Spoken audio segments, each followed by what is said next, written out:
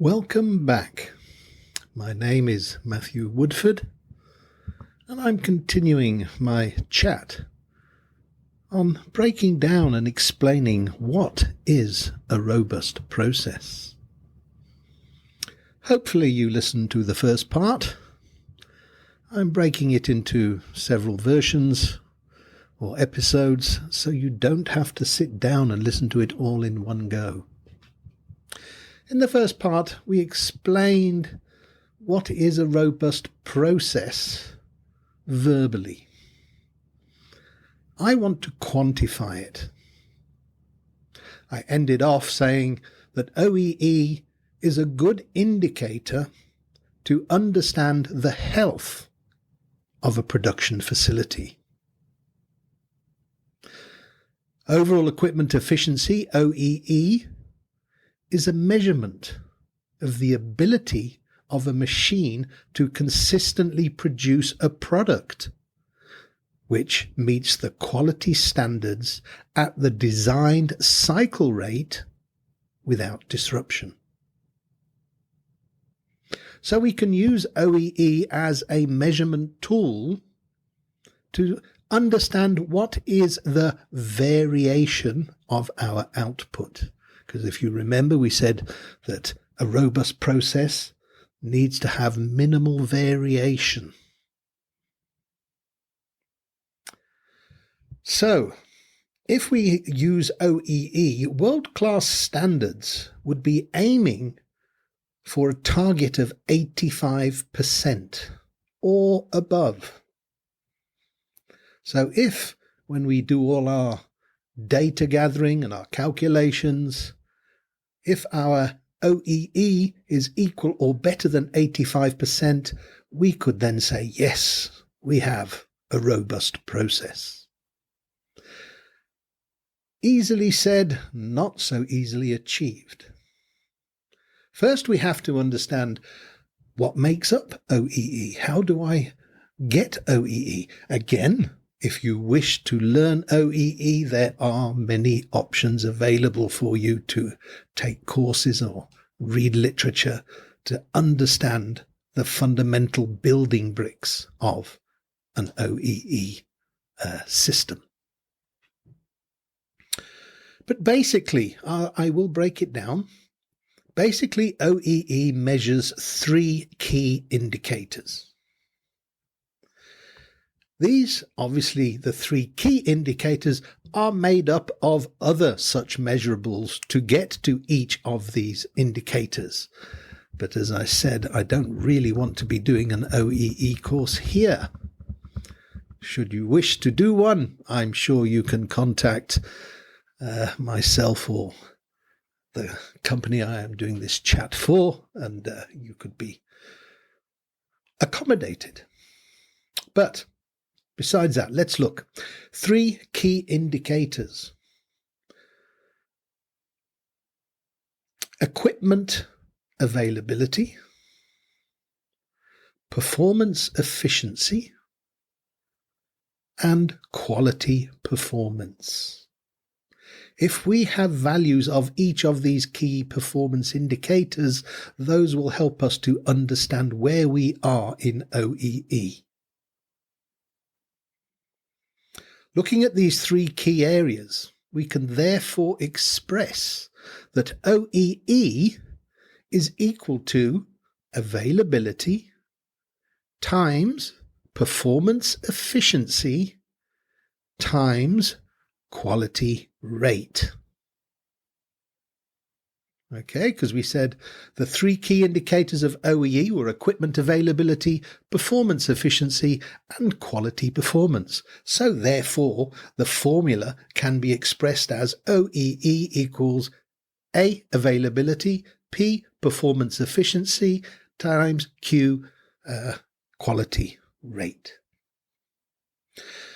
So, availability, if we take the first key performance indicator there, availability is the amount of time the machine or process was available to run compared to the amount of time it was scheduled to run. So therefore, we can express availability as the operating time divided by the net available time. So having understood what is the operating time, we divide it by the net available time. That will give me availability, the first part of my OEE indicator. So now we said OEE is availability. We found that. It's operating time divided by net available time.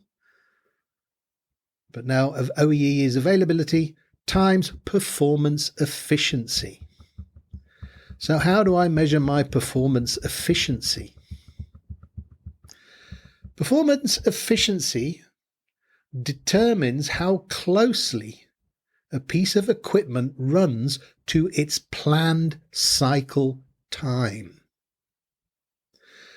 This can be affected by speed losses as well as losses associated with undocumented idling or minor stoppages resulting from blocked or starved upstream or downstream equipment. If possible, this should be logged if it's having an impact on your key equipment performance efficiency. So these things you can understand and study if you wish to go deeper into OEE. But basically, we would express performance efficiency is going to be equivalent to the planned cycle time times total production runs divided by the operating time. So performance efficiency is fair to say that we need to understand the planned cycle time times total products run, all divided by the operating time. That will give us our performance efficiency. The third key indicator is the quality rate. The quality rate is the total number of good parts produced on a machine or operation compared to the total products run. Okay, so how many parts were made in our production run? How many of those parts were good parts?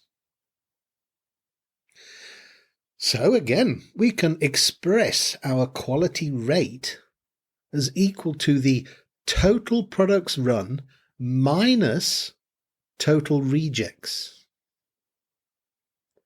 all divided by the total products run. And when we look at total rejects, it is not a good part. We don't want to know reworks. Then we start looking at things like first time through or FTT. During the production run, how many parts were run? How many parts passed first time? So total products run minus the total rejects, we're not saying scrap, minus total rejects divided by the total products run. Should you have attended our Core Tools 3, some of our students, maybe projects or engineers may be listening, then you can derive various data sheets that we discussed in order to capture all this supporting data to help with the above targets. But as I said earlier, this is not about teaching OEE. So if you do require further knowledge about OEE, I'm sure you can find it. So this portion is just to summarize. A process should achieve 85% or more to be classed as a robust process. So if we are running at OEE 85% or more based on the formulas provided, and you are achieving that, then that's well and done. You've got a robust process. It's never that easy. So next, I want to focus on quality performance indicators. Until then, goodbye. Thanks for listening.